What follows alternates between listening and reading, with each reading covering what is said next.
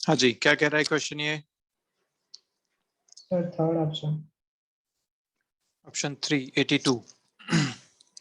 ठीक है, हो सकता है, चेक करना पड़ेगा।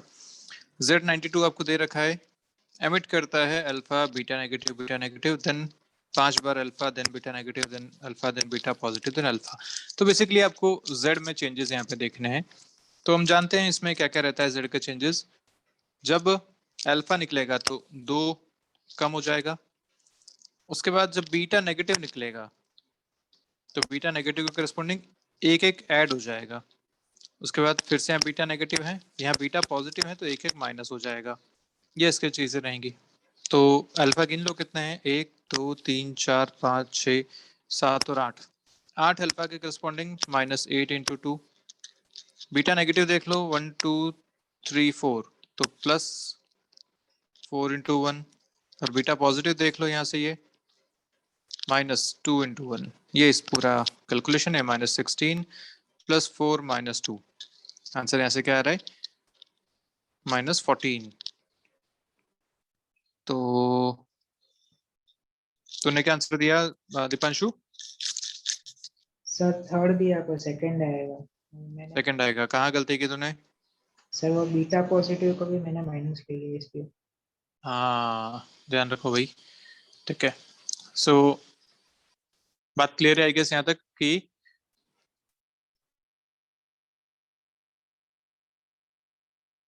ठीक है। मैं घुमा हुआ दिख रहा हूँ ना?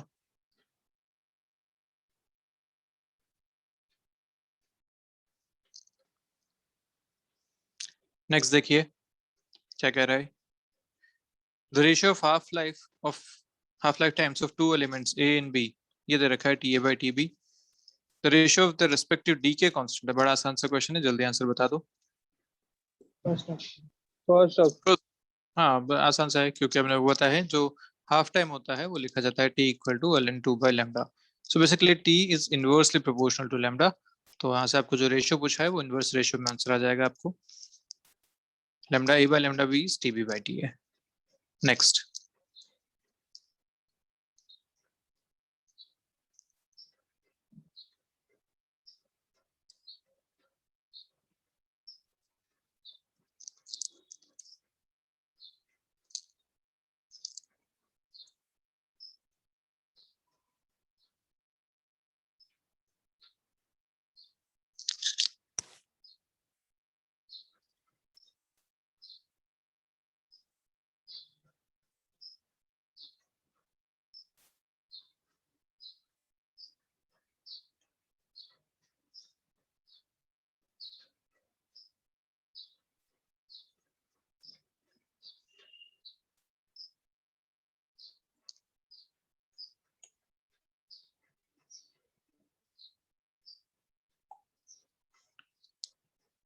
First option.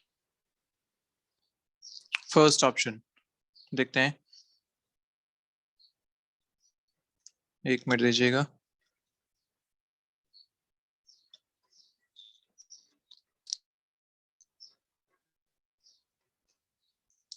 ओके, सो देखिए क्वेश्चन क्या कह रहा है। If 200 mega electron volt energy is released in the fission of a single uranium 235, ये आपको बोला गया है। The number of fusion required per second to produce 1 kilowatt power shall be, ये आपसे पूछा गया है। तो एक फ्यूजन में इतनी एनर्जी निकल रही है, तो यहाँ पे कितने नंबर ऑफ फ्यूजन रिक्वायर्ड है? तो आसान सा क्वेश्चन है। यहाँ पे मेगा इलेक्ट्रॉन वोल्ट है, जूल में आपको यहाँ पे किलोवाट मतलब जूल पर सेकंड की एनर्जी बात की गई है। तो आप आराम से कर सकते हैं 200 इंटू 10⁻6 इंटू इलेक्ट्रॉन वोल्ट को जूल में कन्वर्ट करना है तो 1.6 इंटू 10⁻19। ये एनर्जी है एक फिजन की, इंटू नंबर ऑफ फिजन जो आपको निकालना है, equal to total energy 1 kilowatt मतलब 10⁻3 जूल्स पर सेकंड। और एन भी पर सेकंड में है तो ठीक है, अपने को ऐसा सीधा लिख सकते हैं। ये आपका इक्वेशन बन गई। यहाँ से आपको एन कैलकुलेट करना है, किया जा सकता है आराम से। N is equal to 10⁻3 divided by 200 10⁻6 1.6 और 10⁻−19 है तो ऊपर आ जाएगा +19। ये पूरा हिसाब किताब हो गया इसका। यहाँ से 2 और 6 8, यहाँ से 3 और यहाँ से गए 5 तो बचा 14। इधर से देखें तो यह है 3.2, तो 1/3.2 इंटू 10⁻14, ये 3.125 ऊपर आ जाएगा 10 बाई करके इंटू 10⁻13, ये आपका आंसर आ जाएगा ऑप्शन ए। आसानी सा आसान सा कैलकुलेशन भी आसान है, आसानी से किया जा सकता है। देखिए नेक्स्ट,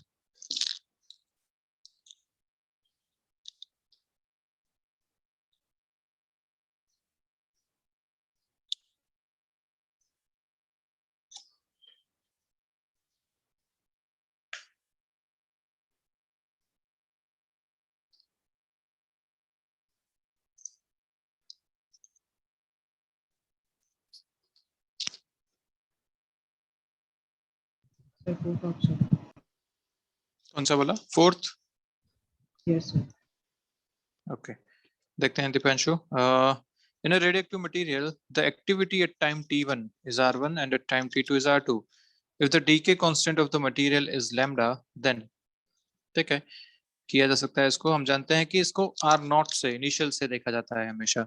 तो activity can be recognise R naught e raise power minus lambda t. First option. अच्छा, मोहन कह रहा है फर्स्ट, दीपांशु कह रहा है सेकंड। देखते हैं। So r is equal to, okay, तो r is equal to r naught e raise power minus lambda t होता है। r1 को लिखेगा जाएगा तो लिखा जाएगा r naught e raise power minus lambda 1 t, और r2 को लिखा जाएगा r naught e raise power minus lambda 2 t. यहाँ से अपन इन दोनों को डिवाइड कर देते हैं, तो r2 बाय r1 जब लिखेंगे तो लिखेंगे R naught cancel, e raise power minus lambda 2 t divided by e raise power minus lambda 1 t. ये ऊपर आएगा तो हो जाएगा मल्टीप्लाई में e raised to power minus lambda 2t multiplied by e raised to power plus lambda 1t। Sir lambda T2 और lambda T1 ऐसा होगा। ओके ओके ओके ओके, हाँ T1 T2 है, आई एम सॉरी। सो यहाँ पे T1 और T2 कर लेते हैं हर जगह पे।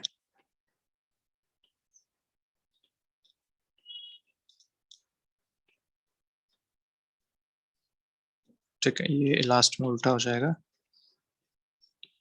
यहाँ पे T2 है, यहाँ पे T1 है, यहाँ पे T2 है, यहाँ पे T1 है। So answer should B e raised to power, यहाँ पावर ऐड हो जाएंगी तो माइनस लैम्डा अगर आप बाहर लेते हैं तो यहाँ पे आएगा T2 माइनस T1, ये पावर में आ जाएगा। R2 equal to R1 times this, ये आपका रिलेशन बन रहा है। देख लीजिए ऑप्शन कौन सा है। R2 is equal to R1, तो यहाँ पे सारे ऑप्शंस R1 इक्वल टू हैं, तो R1 इक्वल टू हो जाएगा R2 into e raise to power lambda T2 minus T1। तो ऐसा ऑप्शन कौन सा है? ऐसा ऑप्शन है T2 माइनस T1 है ना, e raise to power lambda T2 minus T1। So option D is the correct answer. हाँ भाई, ठीक है। ये मोहन श्रेय, Yes, यस sir. कहाँ गलती करी? मैंने तो T2 माइनस T1 ही लिखा था, लेकिन आंसर में मैंने T1 माइनस T2 लिखा। बहुत बढ़िया। सो ये आपका आंसर हो जाएगा। क्या कह रहा है मोहन? मैं तो फर्स्ट आ रहा हूँ। तो यहाँ कोई गलती है तो देख ले एक बार, इसमें कोई मिस्टेक दिख रही है तुझे? ये किया, ये दोनों लिख लिया, डिवाइड किया R2 बाई R1, तो T2 ये T1 नीचे है, ऊपर आएगा तो ये पॉजिटिव हो जाएगा, यहाँ तक भी ठीक है। R1 इधर आ गया, इरस पर पावर ऐड होती है, माइनस लेमडा कॉमन आ गया तो T2 और माइनस T1 यहाँ से बच गया।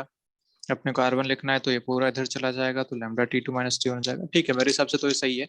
आपका आंसर ऑप्शन डी होना चाहिए इसमें। ठीक है, चलिए देखिए नेक्स्ट।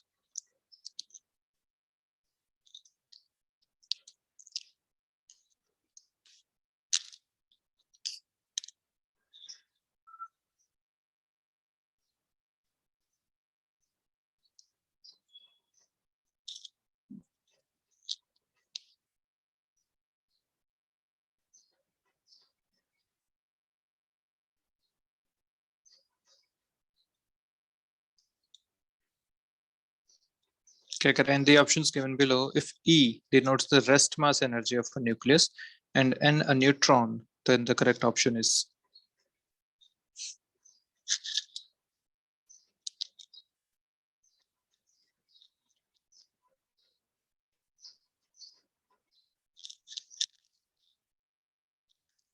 Sir D. आज देवांश भी आया है क्या?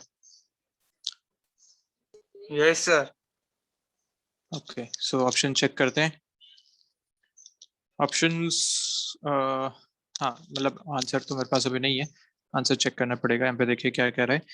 In the option given below if E denotes the rest mass, ठीक है, तो अपने को बेसिकली यहाँ पे एनर्जी इनकी कंपेयर करनी है। तो एनर्जीज यहाँ पे आपको दे रखा है यूरेनियम 92 236 सब जगह पे, और इधर आपको बना रखे हैं इसके जो डॉटर न्यूक्लियस बना रखी हैं वो सारी हैं, और इलेक्ट्रॉन्स सॉरी न्यूट्रॉन्स यहाँ पे एमिट हुए हैं, ऐसा बता रखा है, दो दो न्यूट्रॉन्स। तो अब एनर्जी को कैसे कंपेयर करेंगे हम इससे, ये बताइए पहले आप। एनर्जी को ए या जेड से कैसे कंपेयर किया जाएगा? देवांश कैसे कंपेयर करेगा? सर मतलब जो एनर्जी पहले थी वो ही मतलब इक्वल टू होगी ना, energy nether be created nor be destroyed के हिसाब से। अच्छा, मतलब यूरेनियम था, उसमें न्यूट्रॉन बॉम्बार्ड किया, तब उससे एक डॉटर न्यूक्लियर बना और एक बना, और उससे एक क्या बोलते हैं न्यूट्रॉन भी बना, तब सबका इक्वल इक्वल टू यूरेनियम होना चाहिए ना, ओके, सबकी एनर्जी। अच्छा अच्छा, तो फिर बाइंडिंग एनर्जी वाला कॉन्सेप्ट कहाँ जाएगा?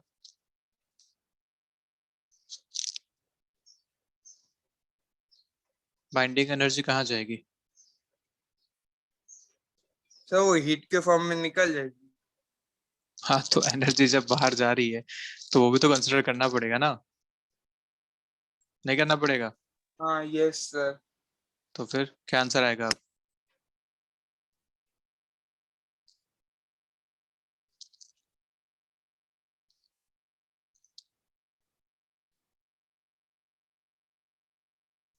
हाँ भाई, मोहन, दीपांशु, श्रेय, और कौन कौन बच्चे हैं आज? ध्येय, तनाया। मेरे हिसाब से फोर्थ ऑप्शन होगा। अच्छा, इक्वल ही होना चाहिए तेरे हिसाब से भी, ठीक है। बाकी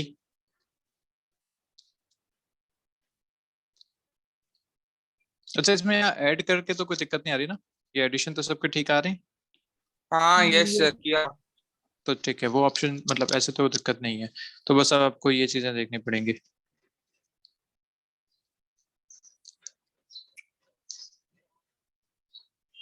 बोल मून क्या करेगा? बता दो, हम्म, बता दो सर। अरे मैं तो बताऊंगा ही।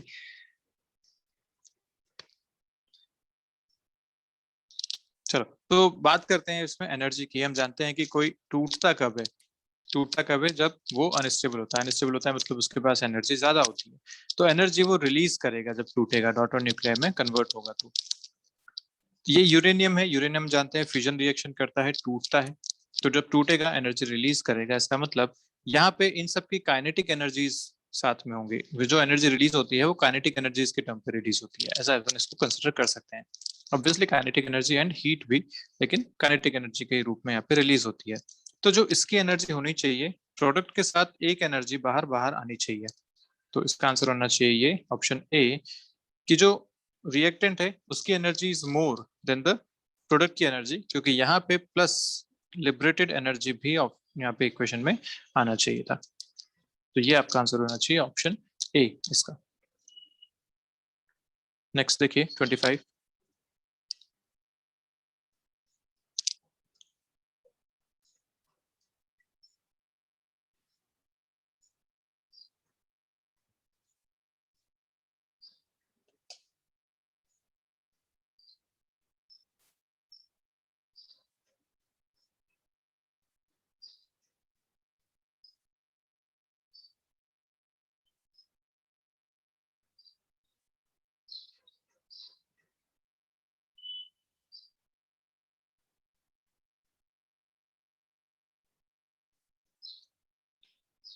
ये सर सेकंड ऑप्शन तो गलत है। सेकंड ऑप्शन गलत है, तो सही बता दे फिर, मतलब आंसर क्या आना चाहिए? सर सेकंड ऑप्शन में F P P equal to हाँ हाँ, एफ पी ठीक एन है, आना मतलब वो चाहिए। ठीक है, मतलब ठीक है, आंसर ठीक है। तो बी का इस आएगा। अच्छा, तो यहाँ मैं लिख लेता हूँ इसको ऐसा, F P P equal to F P N. तो तू कह रहा है कि आंसर आ जाएगा ऑप्शन बी, ऐसा? Yes sir. सर मुझे तो सी ऑप्शन लग रहा है। तीनों एनर्जीज बराबर होनी चाहिए।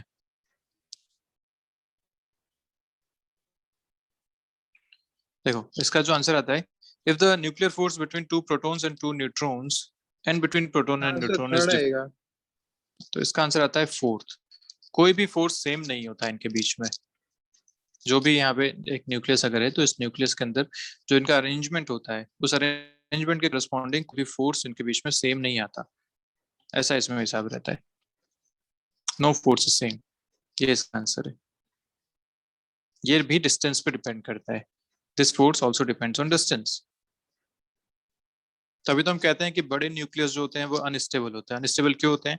क्योंकि डिस्टेंसेस इतने हो जाते हैं कि ये जो फोर्सेस हैं ये आपस में काम नहीं कर पाते अच्छे से। बहुत ही शॉर्ट रेंज फोर्स होता है जो न्यूक्लियस फोर्सेस है वो।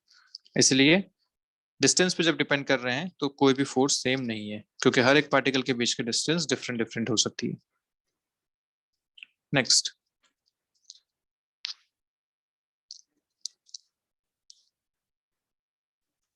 सर हम लोग सी अगर वो ऑप्शन। डिस्टेंस ना, थर्ड ऑप्शन। अच्छा क्या कर रहा है थर्ड देवांश? ऑप्शन। सर अगर हम लोग वो डिस्टेंस वाला ना देखे तब वो जो फोर्स है प्रोटॉन प्रोटॉन और प्रोटॉन न्यूट्रॉन का तो सेम ही होना चाहिए ना। नहीं, पर यहाँ बात डिस्टेंस की हो रही है ना। न्यूक्लियर फोर्सेस हैं, न्यूक्लियर फोर्सेस की जब बात है तो आप डिस्टेंस भी तो कंसिडर करोगे ही उसको, नहीं करोगे? मतलब क्यों करेंगे ऐसा? क्योंकि अरे सर मतलब ऐसे बाजू बाजू में प्रोटॉन प्रोटॉन है तो उन दोनों में ऐसा रिपल्सिव फोर्स लगेगा, और ऐसा न्यूट्रॉन और प्रोटॉन है तब अट्रैक्टिव फोर्स लगेगा, तब तो तो सेम अगर तू आना ऐसा चाहिए। कहना चाह रहा है भाई तो तब तो तू और गलत हो गया।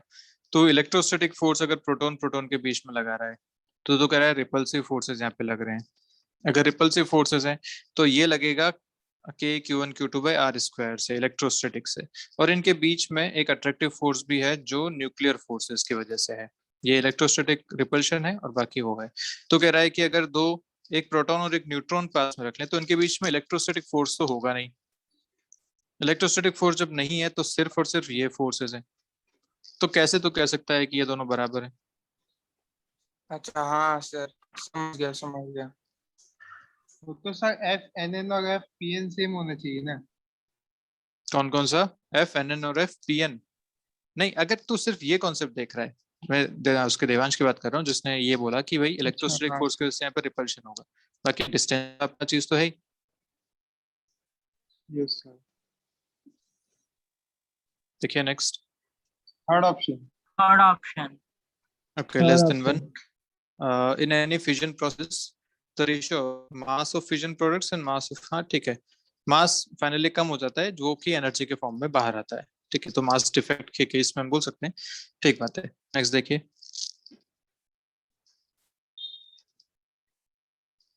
थोड़ा सा इसको मैं छोटा कर देता हूँ।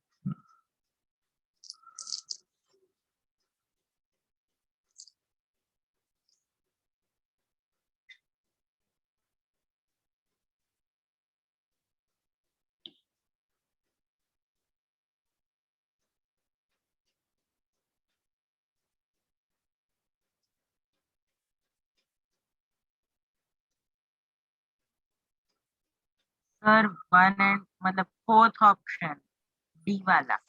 Fourth option.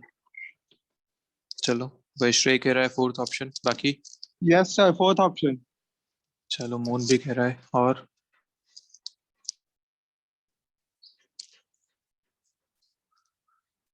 Basically energy release कब होती है? जब अनस्टेबल से स्टेबल की तरफ कोई रिएक्शन होती है। तो अनस्टेबल हम जानते हैं कि मोस्ट स्टेबल जो है वो यहाँ पे रहते हैं, अनस्टेबल इस डायरेक्शन में रहते हैं। मोस्ट स्टेबल यहाँ वाले होते हैं इस ग्राफ में। बाइंडिंग एनर्जी पर न्यूक्लियन जिसकी ज्यादा होगी वो सबसे ज्यादा स्टेबल होंगे।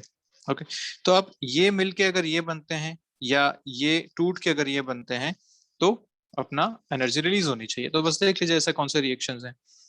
तो फर्स्ट रिएक्शन कह रहा है कि A plus B changes to C, ये दोनों मिलके बन रहे हैं। ठीक बात है, बिल्कुल पहला होना चाहिए।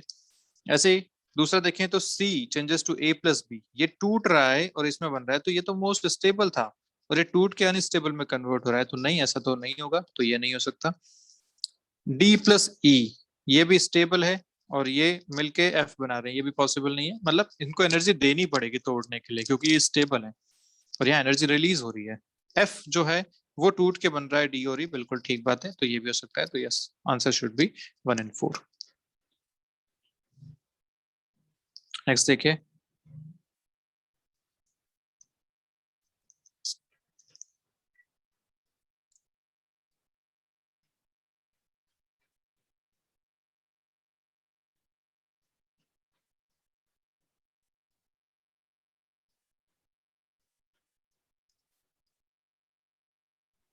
Third option.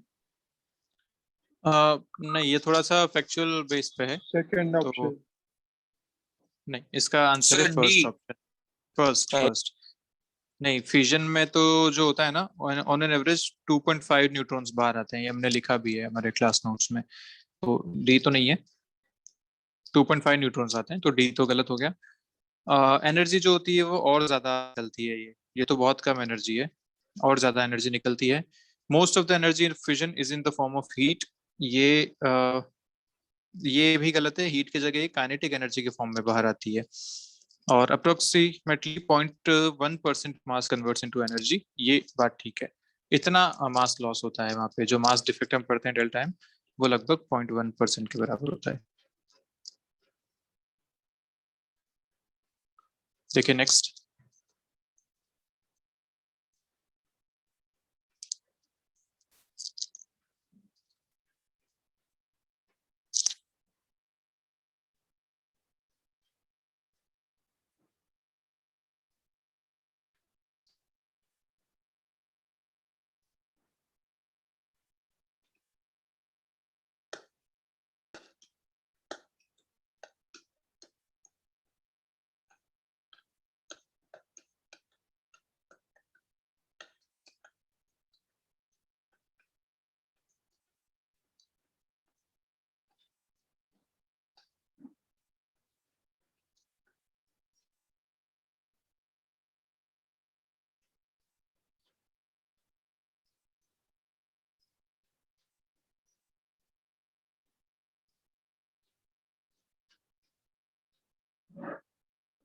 फिर कुछ पता नहीं चला कहाँ से स्टार्ट करना है, मतलब क्वेश्चन समझ में आ गया लेकिन आंसर कहाँ से स्टार्ट करना वो नहीं पता। कोलिजन है, कोलिजन लगाओ, हेड ऑन इलास्टिक कोलिजन, दो पार्टिकल्स हैं, एक यहाँ पे है एक यहाँ पे है, न्यूट्रॉन बहुत छोटा सा पार्टिकल है, यहाँ पे एक न्यूक्लियस रखा हुआ है, ये चल रहा है इस डायरेक्शन में विद वेलोसिटी v, इसकी काइनेटिक एनर्जी ई दे रखी है इस टाइम पे। हेड ऑन कोलिजन जब होता है तो हेड ऑन कोलिजन वाली कंडीशन लगाइए, हेड ऑन कोलिजन में क्या होगा, तो दोनों मूव करना शुरू करेंगे।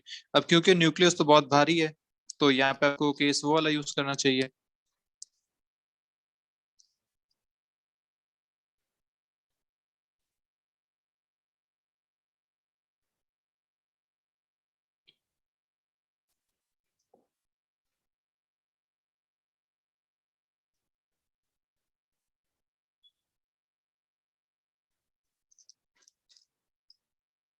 क्या कर सकते हो कि लेट्स से ये इधर चल रहा है v2 से, या v2 डैश मान लीजिए, इसको v1 मान लीजिए, और ये न्यूट्रॉन जो है वापस इधर चलेगा v1 डैश से, ऐसा सिस्टम है आपके पास। और वैसे न्यूट्रॉन वापस क्यों जाएगा, मतलब हेड ऑन कोलिशन है तो फिर वो न्यूट्रॉन तो अपनी वहीं स्टॉप हो जाएगा या फिर उसके साथ चिपक जाएगा। हेड ऑन इलास्टिक कोलिजन है भैया, इलास्टिक कोलिजन में चिपकता नहीं है, परफेक्टली इन इलास्टिक कोलिजन में चिपकता है। इलास्टिक कोलिजन में प्योर इलास्टिक है तो फिर न्यूट्रॉन एकदम ही स्टॉप ही हो जाएगा और क्यों न्यूक्लियस आगे चलेगा ना, वो नहीं, अरे हेड तो ऑन केस कोलिशन। उल्टा बोल रहा है, तो उल्टा केस बोल रहा है। हमने 3 केसेस पढ़े थे, जब मासेस इक्वल होते थे तो जो रेस्ट पे होता था वो चलने लगता था, और जो आ रहा था वो रुक जाता था, वो जब मासेस बराबर होते थे। दूसरा केस पढ़ा था कि जो हैवी मास है वो चल रहा है और जो छोटा वाला मास है वो रुका हुआ है, तो हैवी मास उसके बाद भी चलता ही रहता था और छोटा वाला मास डबल स्पीड से चलता था। और तीसरा केस होता था जब छोटा वाला मास आ रहा है और हैवी मास रुका हुआ है, इस टाइम पे जब टकराएगा तो क्या होगा, वो यहाँ पे बात है। कंफ्यूज मत कर तो तीनों केसेस को आपस में। Okay sir.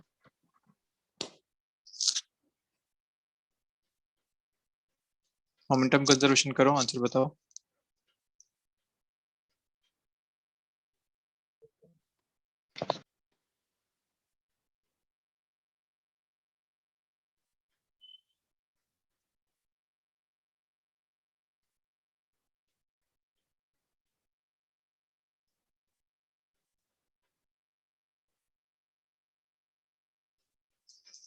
फॉर्मूला याद है किसी को? क्या फॉर्मूला आता था जब दो मासेस इलास्टिक कोलिजन होता था? तो U1 U2 से अगर चल रहे हैं m1 M1 m2 मास से, minus M2 हाँ क्या आता था V1 का फॉर्मूला?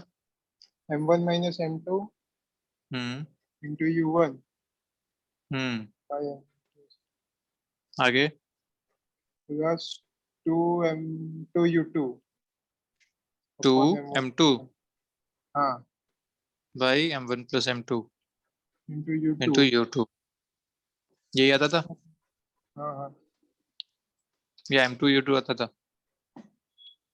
हाँ m2 U2 ठीक है। U2 0 हाँ तो यहाँ पे U2 जो है वो 0 है, अपन इसको यहाँ डायग्राम में भी वही कर देते हैं, इसको U2 कर देते हैं, इसको V1 V2 कर देते हैं। ये U1 है, ये U2 है, U2 0 है। ये आपके पास सिचुएशन है। तो क्या आ रहा है यहाँ से? V1 equal to M1 minus M2।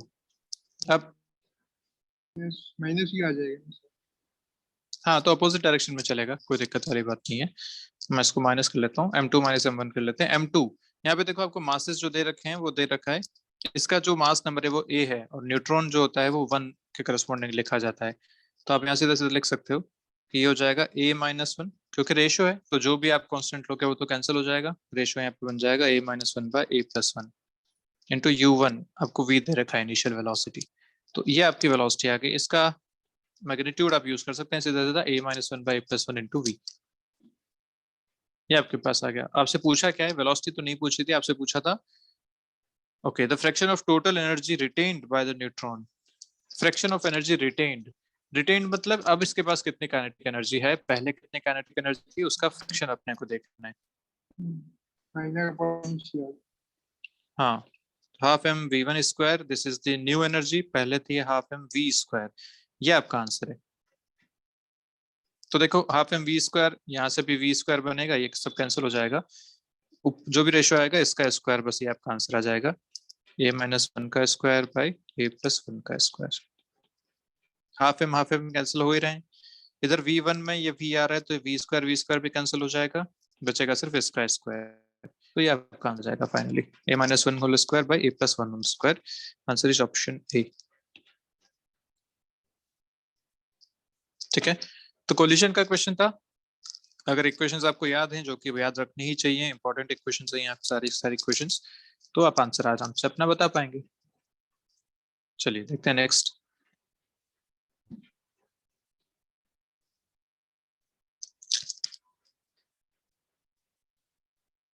Average half life का एक फॉर्मूला पढ़ा था, क्या था?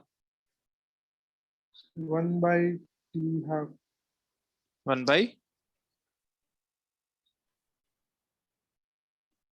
1 by lambda. 1 by lambda हाँ 1 by lambda This was the average half life. The third option. So answer third option। ठीक बात है बिल्कुल। ln2 के हिसाब से लिख सकते हैं, t हाफ अपने को पता होता है, ln2 by lambda, यहाँ से इन दोनों को रिलेट कर दो। तो ln2 into t average हो जाएगा t half equal to ln2 multiplied by t average। ln2 की वैल्यू होती है 0.693, so answer this option C। चलिए, तो ये आपके सारे क्वेश्चंस हो गए हैं। इसमें से कुछ क्वेश्चन जो अपने कल अपन डिस्कस कर रहे थे उन पे देख लेते हैं जल्दी से। एक ये क्वेश्चन था जिसमें मून और दीपांशु दोनों ने अलग अलग आंसर दिए थे। अपन ने आंसर माना था इसका ऑप्शन डी, पर इसका जो आंसर होना चाहिए वो है आंसर ए। मून वाला इसमें आंसर सही था, answer should be option A, ये इसका आंसर होना चाहिए।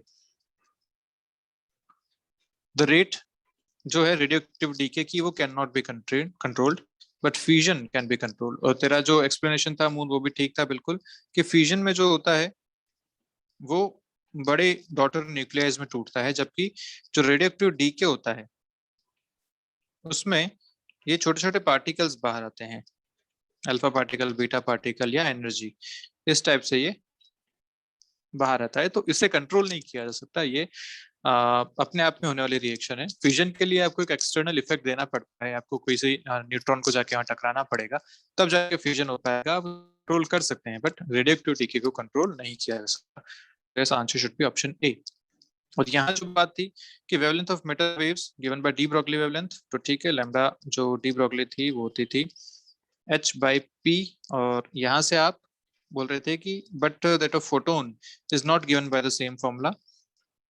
इसमें आप ये कंसिडर कर सकते हो कि फोटोन के केस में भी जब आप लिखते हो तो ये लिखते हो h/p, तो मतलब माना जा सकता है कि ये सेम फॉर्मूला ही है, दोनों एक ही तरीके से दी जा सकती हैं।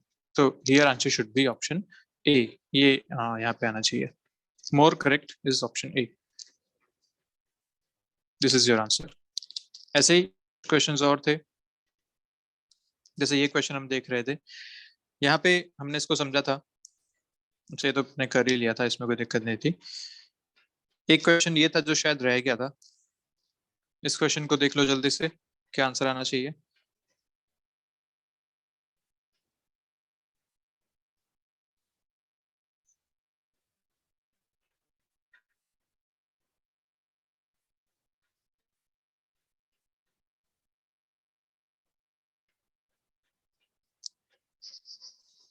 एनर्जी स्पेक्ट्रम आपसे पूछा गया है of Sir, beta B. Particle. Option B देखते हैं।